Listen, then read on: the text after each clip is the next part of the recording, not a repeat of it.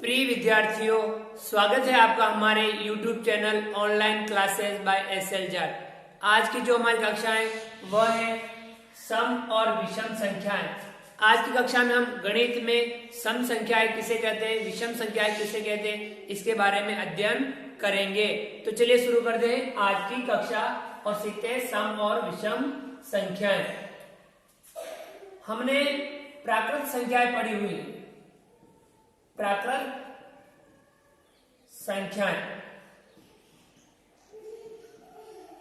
प्राकृत संख्या हमने पढ़ी थी कि 1, 2, 3, 4, 5, 6 और इस प्रकार से अनंत तक जो संख्याएं समूह होती हैं, इन संख्या समूहों को प्राकृत संख्याएं कहते हैं। कि 1, 2, 3, 4, 5, 6, 7, 8, 9, 10, 11, 12 और इस प्रकार से जो संख्या चलेगी अनंत तक, उन्हें हम क्या कहेंगे, प्राकृत संख्याएं कहेंगे। अर्थात गिनती वाली संख्याओं को हम कह सकते हैं कि वे प्राकृत संख्याएं होती हैं। अब इन प्राकृत संख्याओं को दो भागों में बांटा गया है। प्राकृत संख्याओं को कितने भागों में बांटा गया है? सम और विषम संख्याएं, सम संख्याएं और विषम संख्याएं। तो सम संख्याएं, इनमें से सम संख्याएं क्या होती हैं? सम संख्या अर्थात इवन नंबर्स, सम संख्याएं अर्थात इवन नंबर्स। अब सम संख्या क्या होती है? इन प्राकृत संख्याओं में 2 के गुणज वाली जितनी भी संख्याएं हैं वे सभी सम संख्याएं कहलाएगी। 2 की गुणज वाली संख्याएं सम संख्याएं होती हैं, जैसे कि 2, 2 के बाद 4, फिर 6, 8, 10, 12, 14, 16, 18, 20, 22 और इस प्रकार से जो संख्याएं चलेगी वे सभी संख्याएं क्या होगी? सम संख्याएं होगी। यानी 2 की गुणज वाली जितनी भी संख्याएं हैं वे सभी संख्याएं सम संख्याएं, इवन नंबर्स कहलाती हैं। यानी ये इस प्रकार की जो संख्याएं हैं वे सभी क्या कहलाएगी? सम संख्याएं कहलाएगी। और दूसरी होती है विषम संख्याएं, अर्थात ऑड नंबर्स।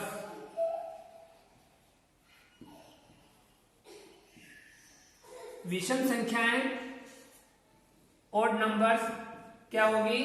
अब 2 के गुणज वाली जितनी भी संख्याएं वे सभी सम संख्या हैं, तो इनके अलावा जो भी संख्या बच रही है वे सभी संख्या क्या कहलाएगी? विषम संख्याएं कहलाएगी।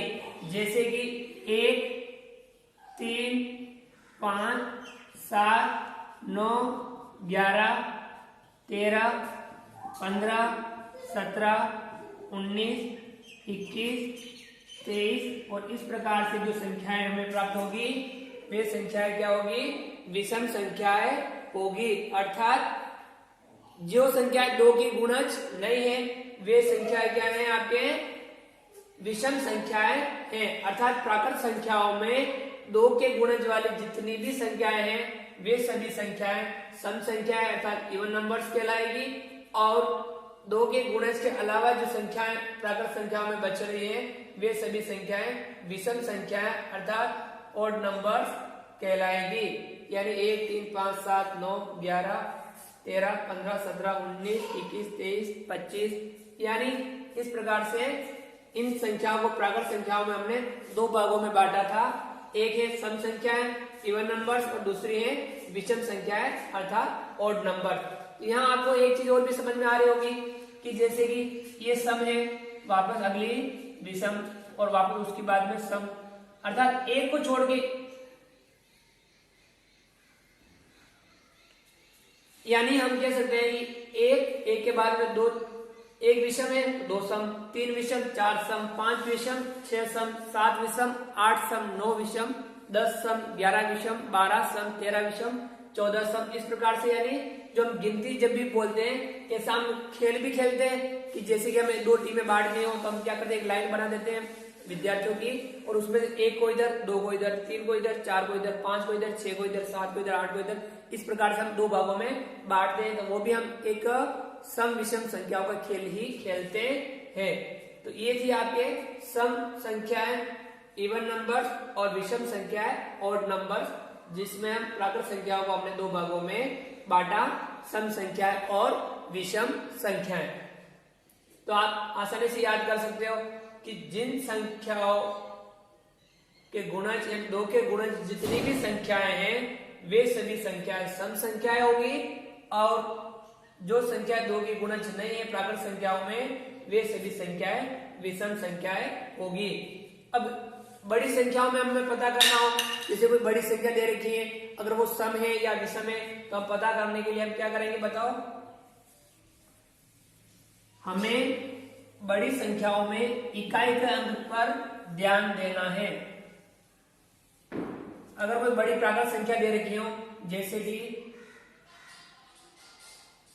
813 है, 927 है, 1226 है, 5000 है,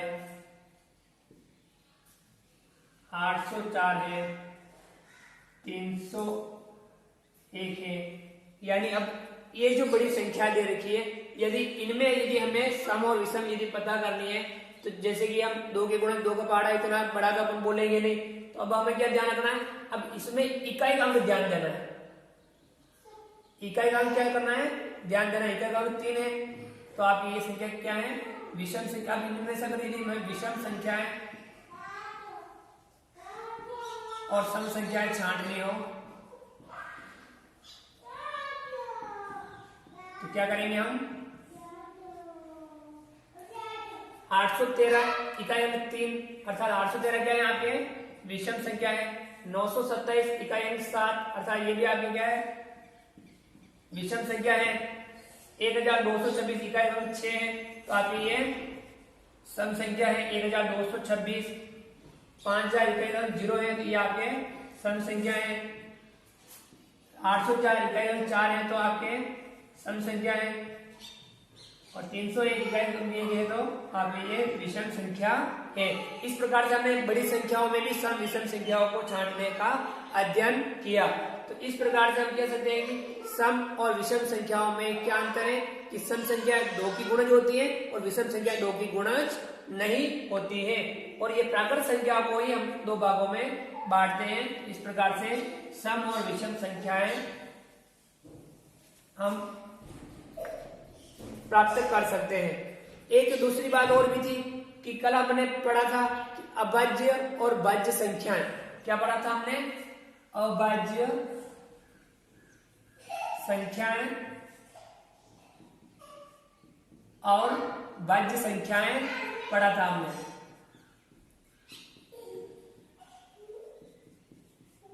अभाज्य संख्याएं और भाज्य संख्याएं हमने पढ़ी थी। अब अभाज्य संख्याएं वे संख्याएं जिनके एक और स्वयं वह संख्या ही गुणनखंड होती है, वे सभी संख्याएं अभाज्य संख्या कहलाती है। और भाज्य संख्याएं जिनमें दो से अधिक गुणनखंड होते हैं, वे सभी संख्याएं भाज्य संख्याएं कहलाती हैं। तो यहाँ अब हमें अभाज्य संख्या हमने पढ़ी थी कि 2, 3, 5, 7, 11 और इस प्रकार से हमने पढ़ी थी। भाज्य संख्या थी आपके 4, 6, 8 और इस प्रकार से 9, इस प्रकार से हमने पढ़ी थी। अब इसमें सम और विषम में हमें ध्यान रखना है कि जो दो है अभाज्य संख्याओं में, एकमात्र सम अभाज्य संख्या है। अभाज्य संख्याओं में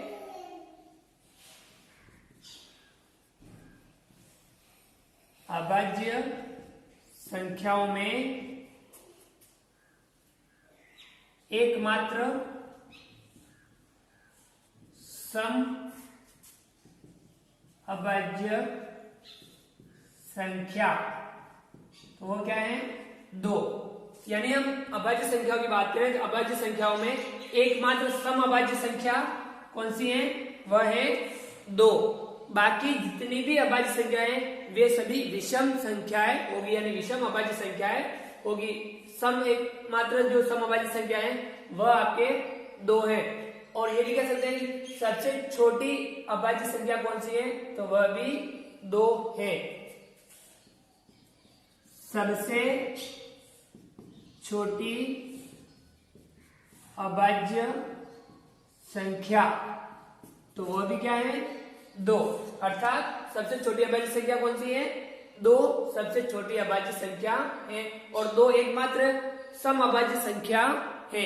तो ये इस प्रकार से हमने आज सम और विषम संख्याओं को पढ़ा और अभाज्य संख्याओं में भी एकमात्र सम अभाज्य संख्या 2 के बारे में अध्ययन किया।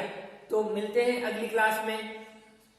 विद्यार्थियों, यदि आपने अभी तक हमारे इस YouTube चैनल को सब्सक्राइब नहीं किया है तो प्लीज नीचे दिए गए लाल सब्सक्राइब बटन को दबा करके हमारे चैनल को सब्सक्राइब कीजिए और बेल आइकन ऑल नोटिफिकेशन के लिए प्रेस कीजिए और हमारे वीडियो अधिक से अधिक दोस्तों, मित्रों, यारों जहां पे भी आपको संभव हो वहां तक आप हमारे वीडियो शेयर जरूर कीजिए।